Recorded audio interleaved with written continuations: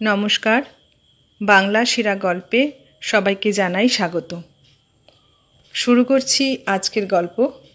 আজ পড়ে শোনাব অপর্ণা দেবীর লেখা গল্প বিমাতা।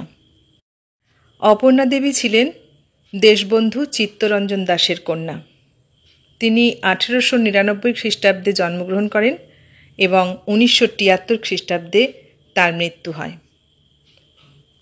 তার স্বামী ব্যারিস্টার সুধীরচন্দ্র রায়। 1916 সালে তার বিয়েই বাংলাদেশে হিন্দু শাস্ত্রানুসারে প্রথম অসবর্ণ বিয়ে। 1919 খ্রিস্টাব্দ থেকে নিখিল ভারত কংগ্রেসের সদস্য ছিলেন। তাদের বাড়ি দেশকর্মী ও বিপ্লবীদের আশ্রয়স্থল ছিল। বৃন্দাবনের বিখ্যাত নবদ্বীপচন্দ্র ব্রজবাসীর ছাত্রী। বৈষ্ণব দর্শন সম্পর্কে বিশেষ জ্ঞান ছিল। বাংলাদেশে কীর্তনের পুনরুজ্জীবনের ক্ষেত্রে স্বামী স্ত্রী উভয়ের অগ্রণী ভূমিকা ছিল। শিক্ষিত অভিজাত মেয়েদের নিয়ে তিনি ব্রজমাধুরী সংঘ নামে সম্প্রদায় গঠন করেন। তিনি ও তার স্বামী কীর্তন প্রচারের জন্য 30-এর দশকে ইউরোপ ও দক্ষিণ পূর্ব এশিয়ার বিভিন্ন দেশ সফর করেছিলেন। তাঁর রচিত গ্রন্থের মধ্যে দেশবন্ধু চিত্তরঞ্জন এবং কীর্তন পদাবলী জনপ্রিয়। শুনতে থাকো তাঁর লেখা গল্প বিমাতা। জানি না কোন পাপে তাহাকে হারাইলাম। না হইলে তিনি তো ফিরিয়া আসিয়াছিলেন, তবে আবার চলিয়া গেলেন কেন? হায়, মা হারাইয়াও তো মা পাইয়াছিলাম, কিন্তু রাখিতে পারিলাম কই? সে অনেক দিনের কথা। আজিও যখন তাহা মনে পড়ে গা কেমন ছমছম করিয়া ওঠে। আমার যখন 8 বছর বয়স, আমার ভাই শঙ্কর তখন 6 বছরের। মা আমাদের দুটিকে রাখিয়া চলিয়া গেলেন। আমরা তখন ছেলে মানুষ, কিচ্ছুই বুঝিলাম না। সকলের কান্না দেখিয়া ডুকরাইয়া কাঁদিয়া উঠিলাম। শুধু বাড়ির বুড়ো ঝি আমাদের বুঝাইল যে আর মা আসিবেন না, আর আমরা দুষ্টামি করিলে বকিবেন না, আমরা কাঁদিলেই বুকে করিয়া আদর করিবেন না, আর আমরা মাকে দেখিতে পাইব না। বুকটার ভেতর কেমন করিয়া উঠিল। শঙ্করের গলা জড়াইয়া কাঁদিয়া আকুল হইলাম। ভাবিলাম, কোথায় গেলেন, কেমন করিয়া গেলেন? আর যে ফিরিবেন না তা বিশ্বাস হইল না। কিন্তু হায়, মা আর ফিরিলেন না। দিনে অনেক বদল হয়, সবারই যা হয় আমাদেরও তাহাই হইল। বাবার ভালোবাসায়, ঠাকুরমার আদরে ও পিসিমার যত্নে আমরা যেন সব ভুলিতে লাগিলাম। মার অভাব বড় মনে পড়িত না। কেবল শঙ্কর যখন একদিন সন্ধ্যায় আমাকে জড়াইয়া ধরিয়া বলিত, দিদি, মা কোথায়? তখন কোনো উত্তর দিতে পারিতাম না, কাঁদিয়া ফেলিতাম। তারপর ঠাকুরমা জোর করিয়া বাবার বিবাহ দিলেন। সেদিন আমার বেশ মনে আছে। সেই সন্ধ্যাবেলা ঢাকঢোল বাজিতেছে, সানাইয়ের সুর আকাশে ছড়াইয়া যাইতেছে। সন্ধ্যার আলো ও শাঁখের আওয়াজের সঙ্গে আমার নতুন মা আমাদের ঘরে আসিলেন। এমন শান্ত চেহারা দেখিলেই যেন তাহার কাছে থাকিতে ইচ্ছা করে। আগে কেন তাহাকে ভালো করিয়া বুঝিতে পারিলাম না? বুঝিলে বুঝিবা, এত বছর পরেও আমাকে এমন করিয়া প্রাণে প্রাণে এ স্মৃতি, এ কাহিনীকে বাঁধিয়া রাখিতে হইত না। কপালে যাহার যা না থাকে তা তাহাদের সহিবে কেন? নতুন মার সঙ্গে আমাদের খুব ভাব হইয়াছিল। আমরা তাহার আঁচল ধরিয়া মুখের পানে চাহিয়া চাহিয়া বেড়াইতাম। তিনি আমাদের কত আদর করিতেন, কত গল্প বলিতেন, কত পুতুল দিতেন, কিন্তু আমাদের কপালে তাহা সহিল না। বুড়ো ঝি ও পড়শিরা ঠাকুরমাকে বেশ করিয়া বুঝাইয়া দিল, মার কাছে আমাদের যেন যাইতে না দেওয়া হয়। বাবা, সৎ মা কি কখনো আপনার হয়? ও মিটমিটে ডান, ছেলে খাবার রাক্ষস। ওই পেয়ারি দিদির বোনপোকে সৎমা বিষ দিয়ে মারলে, সেও অমনি কত আদর যত্ন দেখাতো।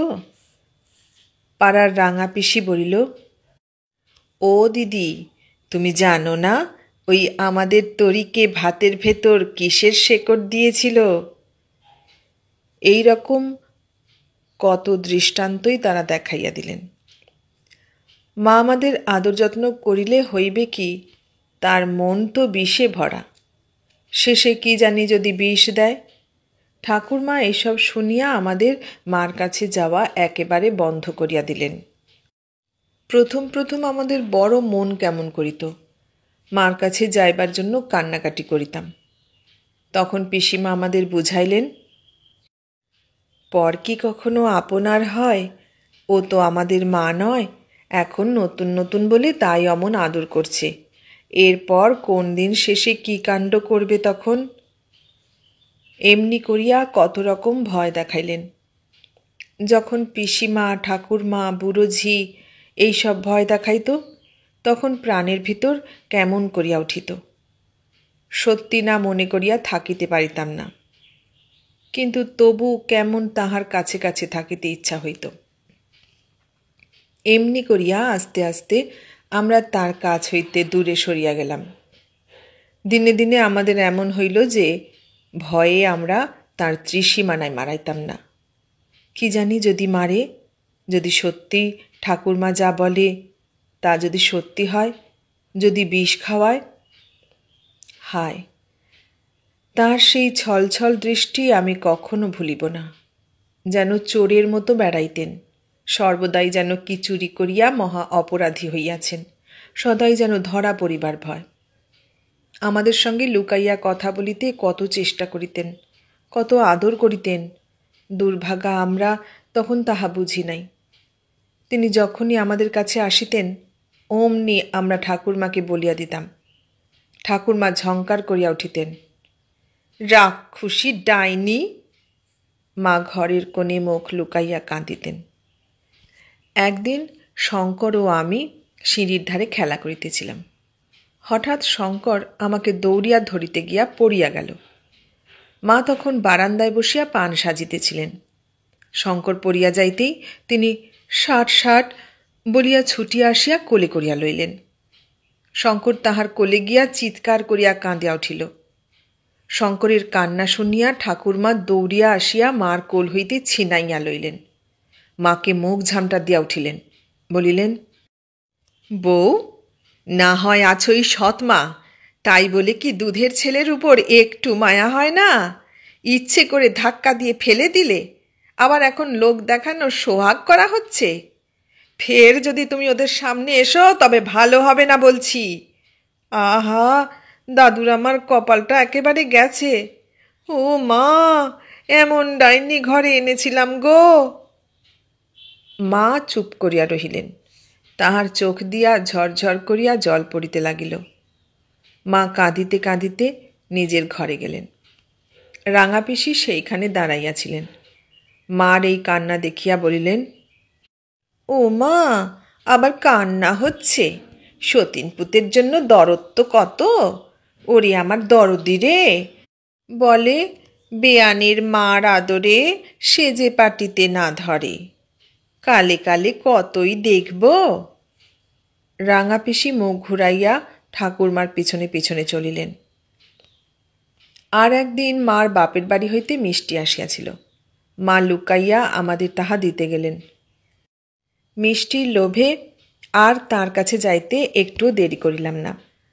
তিনি আমাদের হাতে দুটি সন্দেশ সবে তুলিয়া দিয়াছেন। আমরাও যেমনি তা মুখে দিতে যাইব, অমনি কোথা হইতে বামাদাসী আসিয়া বলিলেন, বউ ঠাকুরুন, বড় যে সন্দেশ দিচ্ছ, আমি এখুনি ঠাকুরুনকে বলে দিচ্ছি। আর কোথা যায়। ঠাকুরমা সেই সন্দেশের কথা শুনিয়া বাঘিনীর ন্যায় ছুটিয়া আসিয়া আমাদের হাত হইতে সন্দেশ কাড়িয়া লইয়া ফেলিয়া দিলেন। মাকে বলিলেন, সন্দেশ দেওয়া হচ্ছে, ওরে আমার সন্দেশ দিওনি রে। বামাকে বলিলেন, ভাগ্যিস বামা তুই দেখতে পেয়েছিলি, নইলে আজ কি সর্বনাশী হতো। মাকে বলিলেন, ফের যদি তুমি বউ আবার এসব করো তো ভালো হবে না বলছি। মা মুখে কাপড় দিয়া ফোঁপাইয়া ফোঁপাইয়া কাঁদিয়া ফেলিলেন। আমাদেরও কিন্তু সন্দেশ না পাইয়া ঠাকুরমার উপর বড় রাগ হইয়াছিল। এখন কত কথাই মনে আসিতেছে। তিনি বাড়ির বউ হইয়াও কেউ না হইয়াই থাকিতেন। কখনো কাহার সঙ্গে এসব লইয়া একটা কথাও কন নাই। মুখ বুজিয়া শুধু কাজ করিয়া যাইতেন। বাবার কাছেও কোনো দিন এসব কথা বলেন নাই। চুপ করিয়া থাকিতে আসিয়াছিলেন, চুপ করিয়াই গেলেন। সময় কাহার জন্য বসিয়া থাকে না। সুখে দুঃখে যেমন করিয়াই হোক দিন কাটিয়া যায়। আমাদেরও কাটিল। আমি 12 বছরে পড়িলাম। আমার বিবাহের জন্য সকলেই ব্যস্ত হইয়া পড়িলেন।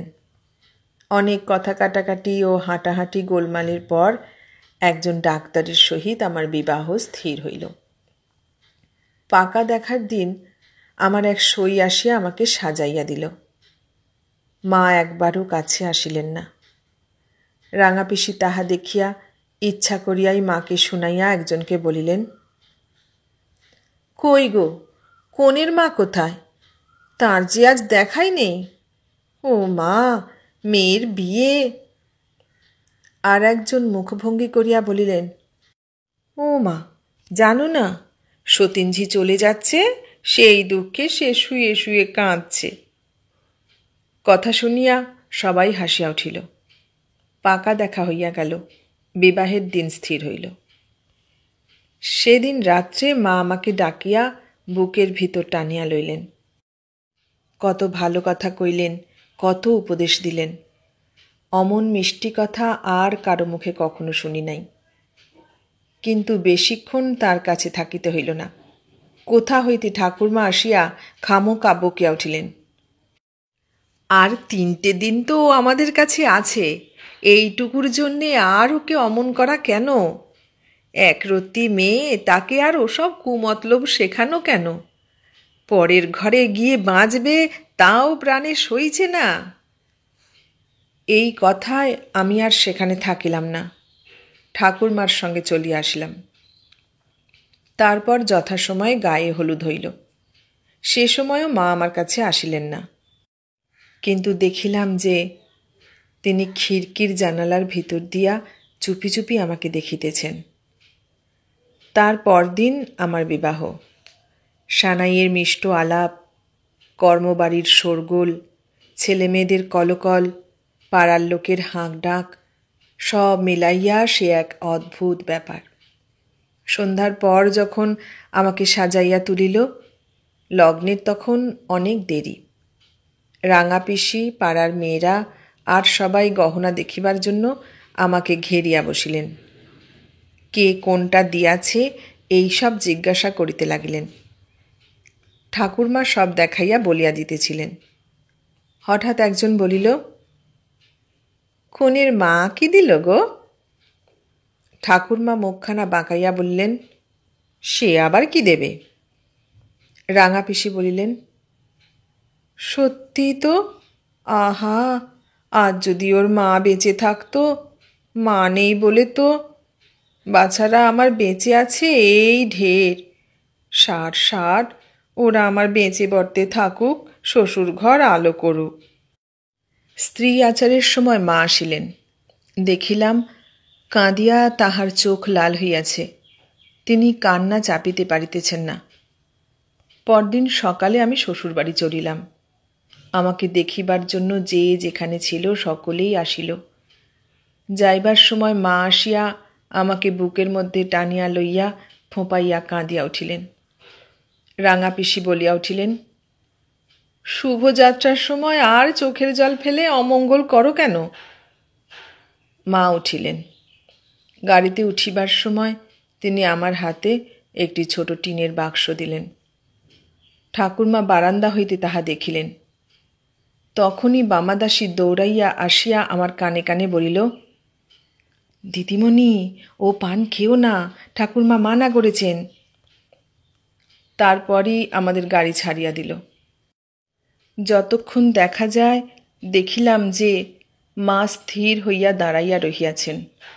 তাহার চোখে জল ধরে না, তবু যেন তাহাকে চাপিয়া রাখিয়াছেন। দেখিয়া আমার বুকের ভিতরটা কিরকম করিয়া উঠিল। মনে হইতে লাগিল ছুটিয়া গিয়া তাহার গলা জড়াইয়া ধরি।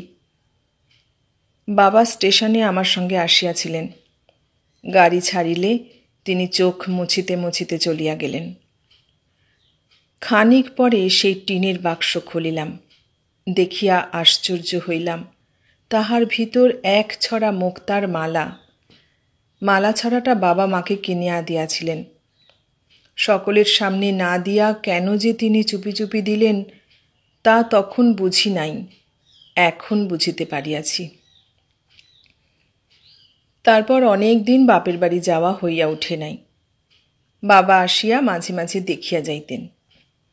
একদিন সকালে উঠিয়া শাশুড়ির সঙ্গে তরকারি কুটিতেছিলাম। উনি সেখানে আসিলেন। তাহার হাতে একখানা টেলিগ্রাম। আমি তাড়াতাড়ি মাথায় ঘোমটা টানিয়া দিলাম। উনি মাকে বারান্দায় ডাকিয়া লইয়া কি বলিলেন। আমার বুকটা যেন কেমন ধরাস ধরাস করিতে লাগিল। কারো তো কিচ্ছু হয়নি। মা ফিরিয়া আসিয়া বলিলেন, বৌমা, বেয়াই তার করেছেন। তোমার ভাইয়ের বড্ড বাড়াবাড়ি ব্যায়ামও, তোমায় যেতে হবে। সেদিন রাত্রেই ওর সঙ্গে আসিলাম। শঙ্করকে দেখিয়া শিহরিয়া উঠিলাম। তাকে যেন চেনা যায় না। বিছানার সঙ্গে লাগিয়া গিয়াছে। বিছানার কাছে বসিয়া তাহার কপালে হাত দিয়া দেখিলাম তাহার গা যেন পুড়িয়া যাইতেছে। তাহাকে ডাকিলাম, শঙ্কর। শঙ্কর একবার ধীরে ধীরে চোখ মেলিয়া আমার মুখের দিকে চাহিয়া আবার তখনই চোখ বুজিল। রাঙা পিসি কাছে বসিয়া বাতাস করিতেছিলেন। তিনি বলিলেন, তুমি তো খুব রক্ষা পেয়েছ। এখন ওই রাক্ষসীর চোখ পড়েছে এর ওপর। কি যে হবে জানি নে মা। মা কালী করুন এখন ভালো হয়ে ওঠে, তবে তো। রাক্ষসীটি যে কে তার আর বুঝিতে বাকি রহিল না। শুনিয়া আমারও যত রাগ পড়িল সেই রাক্ষসীর উপর। মনে হইল ভালো করিয়া গোটা কত কড়া কথা শুনাইয়া দিয়ে আসি। মার ঘরের দিকে চলিলাম। যাইবার সময় আঁচলটা পায়ে বাঁধিয়া পড়িয়া গেলাম। ঘরে গিয়া দেখিলাম সেখানে নাই। সকল জায়গায় খুঁজিলাম। বাকি রইল ঠাকুর বাড়ি। বাড়ির ভিতরে পুকুরের সামনে নারিকেল গাছ ঘেরা মন্দির। সেইখানে খুঁজিতে চলিলাম। মন্দিরের কাছে আসিয়া দেখি দরজা ভেজানো। একবার মনে হইল রাক্ষসী আমার ভাইয়ের মন্দ করিতে আসে নাই তো। শুনিতে পাইলাম কি যেন বিড়বিড় করিয়া বলিতেছে। তখন আর কোনো সন্দেহই রইল না। রাক্ষসী নিশ্চয়ই আমার ভাইয়ের মন্দ করিতে আসিয়াছে। কথাগুলো একবার ভালো করিয়া শুনিবার জন্য দরজায় কান পাতিয়া দম বন্ধ করিয়া শুনিতে লাগিলাম। দরজার ফাঁক দিয়া দেখিলাম যে মা হাঁটু গাড়িয়া গলায় কাপড় দিয়া হাত জোর করিয়া বলিতেছেন, মা, আমার খোকাকে ভালো করে দাও মা, আমি বুক চিরে রক্ত দেব। আর দাঁড়াইতে পারিলাম না। দেওয়াল ধরিয়া বসিয়া পড়িলাম। মাথার ভিতর কেমন করিতে লাগিল, এই কিনা রাক্ষসী। আমার কান্না আসিতে লাগিল। এতদিন পরে যে মাকে চিনিতে পারিলাম বলিয়া কি জানি কার উদ্দেশ্যে মাথা সেই দরজার চৌকাঠে আপনি নইয়া পড়িল। ধীরে ধীরে সেখান হইতে উঠিয়া শঙ্করের কাছে আসিয়া পড়িলাম। প্রাণের ভিতর হইতে কে যেন বলিল, হবে হবে, ভালো হবে। কানে কেবলই বাজিতে লাগিল, ভালো করে দাও মা, বুক চিরে রক্ত দেব। আশ্চর্য! তারপর হইতেই শঙ্কর ভালো হইয়া উঠিতে লাগিল। মা তাহাকে দেখিতে একবারও ঘরের মধ্যে আসিতেন না। বাহির হইতে দেখিয়া আবার আস্তে আস্তে চলিয়া যাইতেন। ক্রমে শঙ্কর সারিয়া উঠিল। ঠাকুরমা আজ এর পূজা, কাল তার পূজা দিতে লাগিলেন। আমি বুঝিলাম যে এ পূজা সত্যি কার। ক্রমে 6 মাস পরে শঙ্কর একেবারে ভালো হইয়া উঠিল। ঠাকুরমা সেদিন তাহার আরোগ্য উপলক্ষে কাঙালি খাওয়াইতেছিলেন। আমরা তখন খুব ব্যস্ত ছিলাম। হঠাৎ আমার কানে সেই কথা বাজিয়া উঠিল, ভালো করে দাও মা, বুক চিরে রক্ত দেব। তাই তো, কি করিয়াছি, এতক্ষণ মনে হয় নাই কেন? ছুটিয়া মন্দিরে গেলাম, গিয়া দেখিলাম ছিন্ন লতিকার ন্যায় মা আমার সিংহবাহিনীর পদতলে চিরনিদ্রায় নিদ্রিতা, পাশের ছোট্ট একটি বাটিতে ভরা রক্ত।